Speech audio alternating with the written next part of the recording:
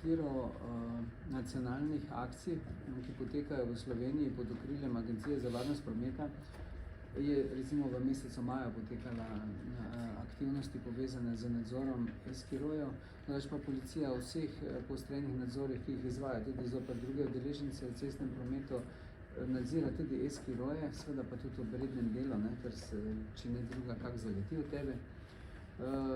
Ampak pri tem, kot sem že na začetku povedal, smo dokaj neučinkoviti, ker je tle težje ugotavljati hitrost. Tako da glob recimo na letnem nivoju je med 500 in 600 izrečenih.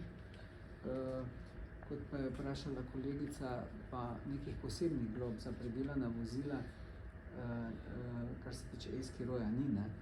Kar pa je seveda ta naša želja, ker imamo pri predelanih mopedih, motornih kolesih, osebnih avtomobilih bistveno večja pooblastila.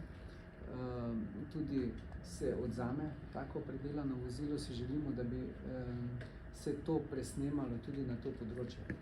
In to je naša želja in seveda naš predlog Ministrstva za infrastrukturo, da pač nas naredi bolj učinkovite. Hkrati pa tudi sami seveda gledamo na trgu tehničnih sredstev, da bomo v kratkem nabavili neko tehnično sredstvo, s katerim bomo mogoče bolj učinkoviti pri preverjanju hitrosti.